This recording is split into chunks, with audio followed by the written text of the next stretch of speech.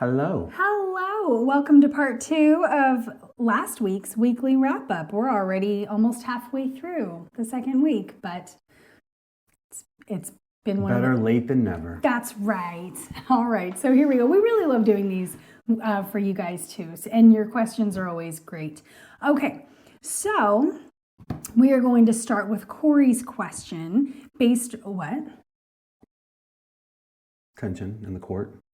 If you guys ever don't want to be named, let us know in when you fill out the check-in, so we don't name anybody personally. Yes. If there's ever something personal that you don't want us to attach your name to. Yeah, totally. So yeah, until then, it's fair game. All right. So Corey was wondering if we could give a little bit of help around her hormones. She feels like she eats really, really, really clean. She argues probably the cleanest ever in her whole life. Why does she still have rage-like hormones around her menstrual? I can totally relate, and I know a lot of us can. Okay, so, yeah. So a couple of weeks ago, we were talking about You realize rage hormones, that term is going to send people on the internet into a tizzy, right? I'm really glad that you and Corey are using that term. Rage hormones. Not the hairy tattooed guy. Right. Well, I mean, don't they say that women commit more like crimes of passion around their menstrual? Isn't that real? I believe and so. And full moons? Okay. Anyway, that's what, okay. A couple of weeks ago, we talked about Next on True Crime. Okay, you're so annoying. About how resistance training is one of the best things you can do for your hormones. And yes, that is true. So I also made a comment about how a lot of experts or influencers basically want you to eat for your cycle, train for your cycle, live for your cycle. Everything should be around your cycle. And I feel like that's really not necessary. I made a joke about all they want you to do is do yoga and sip on your ginger tea. And I'm here to tell you that sipping on ginger tea is one of the best things you can do for your hormones. Men, don't fight with your partner. Get her a cup of ginger tea. It really, really works. Okay, but not the boxed ginger tea No. from the store. You need to go and buy ginger root. And I'll just give you guys the quick little recipe right here. For 1 cup for 8 ounces of tea, you need 8 ounces of water, 1 little inch of ginger sliced, no more than a 1/4 inch, with a cinnamon stick, or you could do mint or whatever. And you just let that simmer for about 5 to 10 minutes, and then put a little lemon and honey, and you have a wonderful hormonally balanced tea. And this is really good to drink whenever, but really great right before your menstrual. It helps balance progesterone and estrogen. Also, eating organ meat is one of the best things you can do. Specifically liver. So liver and ginger tea would be a phenomenal little addition. I almost said additive. Addition to your rage time of the month. Rage-free cycle. Rage-free, happy to be. Okay, so that's a fun thing. But to this too, sleep, stress, work, busyness, all of those things will exacerbate that anyways. Oh, absolutely. Yeah. But if you can make sure that you're getting proper sleep and you are exercising and you're drinking lovely ginger tea, like that's just wonderful. Yeah. Take a Epsom salt bath with lavender. Lavender's calming. Yes. Mm-hmm. Yep. Anything else on that? No, I think that is good. All right. On to the next. Let's go with Chris. Oh, I was just thinking that. Chris, moderation and what it looks like to not be too restrictive. And we're going to probably tease you a little bit, Chris, because that's a very open-ended, loaded question. We could go so many ways with that. So, well, you say your piece on it first. No, please. Go ahead. I mean, this is so individual. So for what's restrictive for you, and then we'll use Corey again, and what's restricted for Corey are two completely different things. Corey is so much farther along in her journey. She's probably eats really, really awesome and amazing, like 90-95% of the time. So where you're at now and where you want to be might, or where you're going to end up are two different things. So it will always evolve, or it should always evolve. And sometimes it should maybe even go backwards. Yes, maybe you do need to tighten the belt a little bit based on, maybe you're not making enough progress and you're like, okay, you know what? I need to tighten the belt. I've been a little too slippery with my wine and chocolate. Okay, cool. Tighten it up. And sometimes too, if people feel like if they've plateaued, if they feel, just diet fatigue. We don't typically instill diet fatigue on people. No. People do it themselves. But sometimes you need a break. Hey, you know what? You need to just take a week off and just, within bigger guardrails, or eat what you want. Okay, Alex went to Disneyland last week, and sweet girl did amazing. Yes, but she was like, hey, I don't want to have any additional responsibilities. I want to be on vacation. I do not want to check in with you and post pictures and all those things. And I was like, duh. So she took a break. She ended up staying on her path because it's now so deeply ingrained after a year. But she did great and she enjoyed herself. Yep. Yeah. Okay. So Chris. So what does it look like? So Jess and I always tell people optimal is 80-20. When you're with 80% of the time, you are doing the things that Jess and I plan out for you. So just using food, if you're eating 3 meals a day, what is it, 7 days a week, that's 3 meals that you should eat and not really worry about it. Right. Most people find that is a pretty good sweet spot. So 3 meals a week. 3 meals a week. Where you are eating for pleasure, not for goals. Yeah. Yes. Yeah. You didn't say that clearly. Sorry. Keep it kinder. Keep it kinder.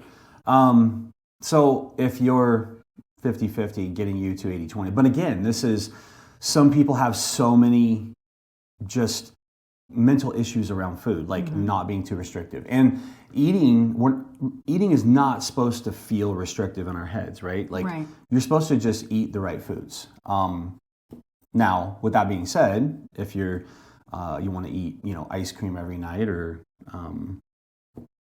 what are the things that chocolate, wine and chocolate every night, you still want chocolate. Yeah. That's probably not going to work out. People that want to eat, bread with every meal. Yeah. It's probably not. It's going to be slower progress.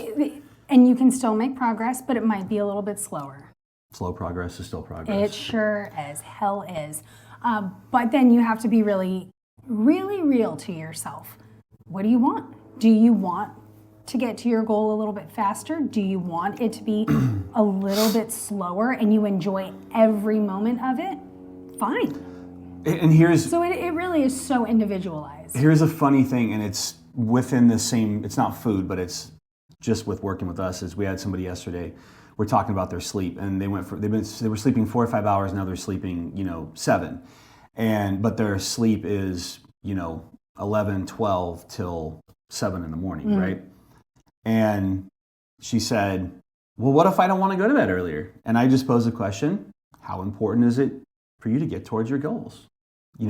So that's the same thing for you too. It's like if you can stick to 80-20, making progress will be more accelerated. Period. Dot. Sometimes people, depending on where you were at before we started, even 80-20 might be very, very slow progress. Absolutely. It all depends on how much dieting you've done before, how healthy you are, your sleep, all these different things, hormones. We're talking hormones, right? So 80-20 is a very, very good place to sit at, and you should make progress. You should feel good, and you shouldn't really feel restrictive. Yeah. And here's the thing that everybody really, really hates to hear this, but it's fact. The cleaner you eat, the less processed food you eat. We won't say clean. The less processed, ultra-processed junk you eat, it really alleviates the mental aspect of all this stuff. Yes, it really does. Your gut bacteria changes, and again, hippie woo-woo, that It's real. mind and gut connection. The healthier your gut is, the more your cravings go down. Yes. Your gut bacteria, almost everybody we work with for a long period of time, they start to crave steak and crave protein and crave fruits and even if and they're healthy not food. craving it, because I know steak isn't for everyone. Like, I know some of you are like, oh, I could be a vegetarian, but I'm going to eat my meat because I know it's good for me. Okay, fine. Jess deals with those people. At least your sugar cravings are going way down, and you're not like stuck in this like mental, what I'm doing right now, Spiral. a mental woo-woo. All right, continue. So again, and that takes time. Your gut bacteria will change. It will get used to better foods, not ultra-processed foods, regardless of what all the, not us, but the other talking heads on social media. The other, not us? The other people out there. I have so many words for them that aren't good. Ultra-processed foods are not good for you. They don't do anything good for your health. So they're just fun. Yeah, they are fun sometimes. Yeah, that's all. Allie, how and when is carb cycling recommended? Again, very individual. We like carb cycling when people have kind of built this foundation. It's like where we're getting into, three meals a day of, pretty clean food, lots of protein.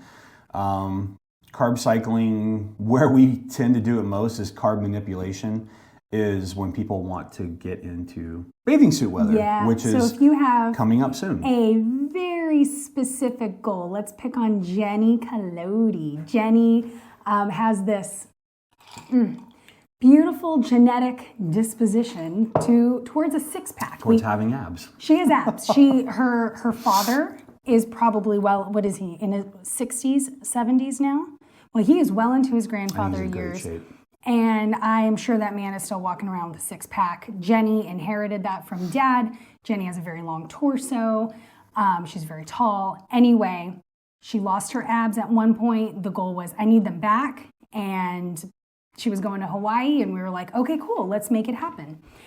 So we did carb cycling and made it happen. And when she got back, she went right back to her normal way of eating, and she has maintained them. Woohoo, go you. Yeah.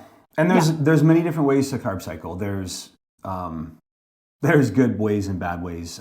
When you're carb cycling, you're low carb for 3 to 5 days. I think The Rock is one of the most famous carb cyclers, where he eats very, very low carb for 6 days out of the week, and then eats like 12,000 calories in a day. Yeah. We don't recommend that. No, let's not do that. But we don't work with people who are bodybuilders and 300 pounds of muscle. Yep. Yeah, so there's different ways to do it, and it's one of those very technical, I call it very fun. It's a fun little tweak. It's a little more advanced. It's kind of like, I consider intermittent fasting to be in that same category. So playing around with carbs and even intermittent fasting is very individual. It messes with some people. Yes. One of the certifications I have, the lady that works for the company was saying that intermittent fasting just does not work for some women. Oh, sure. Carb cycling, yes. Could be great. And a lot of it's training your body and how to do it. So again, we try to build some good eating habits, good foundations. When you carb cycle, you have to be eating adequate protein, adequate calories, and then you just significantly reduce your carbohydrates. So, I guess we can talk to Allie about that if she's ready to try. Yep, for sure. But great question. Great question. So, all right, Matt. All right, so Matt, I answered his NSAIDs, and good job, Matt, for backing off on the NSAIDs unless you need them. And again, I mentioned this before, but for men, there's actual published papers out there that both Advil and Tylenol, so NSAIDs and non-NSAIDs, can actually lower testosterone pretty significantly. So as men, especially as we age, you don't want lower testosterone. All right, so this one, and this is going to open up a huge can of worms. Well, let's keep it kinder. So, how to ease kids off junk food and what to do when they ask for it. So, and what to ask for it, and then also another one, what to do with holiday candy. So, we'll answer the easy one first. Holiday candy, just throw that shit away. So, what we do with our kids is, hey, go in there, pick out your 10 most favorite things, and then we just get rid of the rest. Schools, the people, dentists buy it back. We've done all these things, and then just get rid of it. It's not going to do anybody any good having in the house. I mean, if you just store it, if you put it up and store it, it's going to taste really gross in a few months. So you're going to probably end up throwing it away. And your kids will ask for it if they know it's there. Yeah. So do what you want. We get rid of it. Like Randy said, we have them pick a few of their favorite things. And we took that from somebody. I can't remember who. Yeah, I don't know. And we're answering this because this is our clients and they ask it. We try, parenting stuff can be very, very dicey. People can get very upset and offended. People feel judged, and we're not judging anybody. Oh, God, no. You do what works for you and your family, and we do what works for our family. We have a circus. Yeah. It's monkeys. Yeah. So, no, there is no judgment. How we raise our kids, how we feed our kids is different than other people. Absolutely. And, so no judgment. But when people ask, we try to give advice. Holiday candy, the cookies, the whatever, it's like, hey, indulge and then just get rid of it. Freeze it if you can. Yeah. And candy. Some people, like I said, if you can keep it in the house and store it, that might work great for you. Okay, so how to ease kids off junk food and what to do when they ask for it. There's a couple of things you can do. So you can rip the Band-Aid off and get rid of it. Like you just do a pantry purge and you're like, hey, we are just done. And when they ask for it, it's like, no, we're not bringing that into our home right now. There are ingredients in there that we don't love, and it does not help our health. Not having it in the house. Okay, that's one way. Rip the Band-Aid off. The other way, the more gentle way, would be to, use up what you have. Don't buy it again. And when they ask for it, oh gosh, well, you know what? I just haven't bought that. Well, why? Well, it has some ingredients in it that I just don't love. Oh, okay. Or my favorite is, not today. We're not buying that today. And then you offer them something else instead. So if they're wanting a little snacky for their packy, you can do some jerky and cheese and fruit, some nuts, popcorn. So when Matt and I talked about this individually, I said, the first thing before you even want to do any of this is you talk to your partner. And you're on the same page. Yeah. And and this is the difference Let's between... talk about us. Man and woman. What happened in our home for years? Matt and I agreed that dads can be more, it's done. You mentioned Jenny and Joe. Joe watched something about sugar and was like, that's it. It's done. And Jenny's like, would you like to be home during the meltdowns? Exactly. And that's the thing is moms typically deal a little bit more with the meltdowns. And the nagging, let's be real here, but the bartering, the manipulating. If the kids have been eating a lot of candy and ultra-processed foods, those things are making them feel addicted. And it's like, now you've ripped it away. it's a meltdown. Yeah, so for sure. You get with parents or the team, and like I told Matt, I said, we have become the great wall of, the Price family. So when the kids speed into it, they crash into the wall. The meltdowns will not last forever. No, they're usually very short. Okay. Their little bodies are so resilient. They will have sugar withdrawals, but it will be like a fraction of like what our sugar withdrawal is. It's amazing. On Sunday, Avery was given a box of cereal, one of those little boxes like you would get from a hotel. And we Corn Pops, and Abby got Fruit Loops. We had them, they wanted it, that was fine. They needed to eat their sausage and eggs with it, so they did. Avery, our 10-year-old, her sugar cravings were so out of control for the rest of the day. Even into the next day. she pulled me aside and she was like, I don't want to feel like this anymore. Why do everywhere I look, I just want to find sugar. And I was like, oh yeah, it's totally normal. We need to drink water. We need to move our bodies. We need to eat some more protein. But that is an icky feeling, isn't it? She was like, yes, I hate it.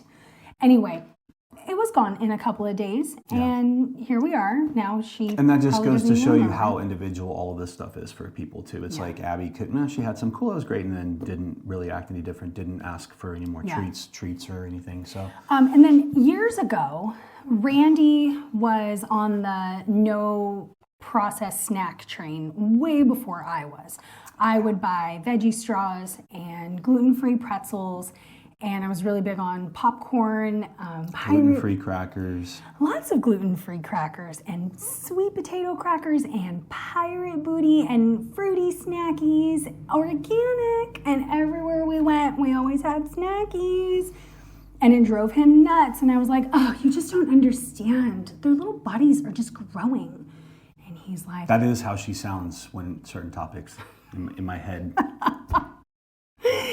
Anyway, he was like, they don't need snacks just because they're going in the car. Yes, they do. They're growing. Anyway, I have evolved, as we all should, right? But that comes from the conditioning too, right? Yeah. The lovely boomer generation, like... Yeah, don't say that. It's okay. The lovely boomers, I think that's probably when snacking, just give your kids snacks all the time. And it's like it becomes a culture and a thing, and then people literally believe that their kids just need to eat, 17 times a day. And it's like, no, not really. Right. So I started feeding the girls just kind of naturally as we started changing our diets, even higher protein. I started feeding them more protein, and I started noticing that they were not asking for snacks, and I was certainly not offering. And a few weeks went by, and I started noticing that no more snacking. Avery would come home from school, and she would drink water, and we would go on with our day and play, and she would not ask for a snack, and she would eat dinner. And that was it until breakfast, and this carried on. And I noticed it with Abby too, who's 5 years younger, right? And I'm like, whoa, okay, there's something to this.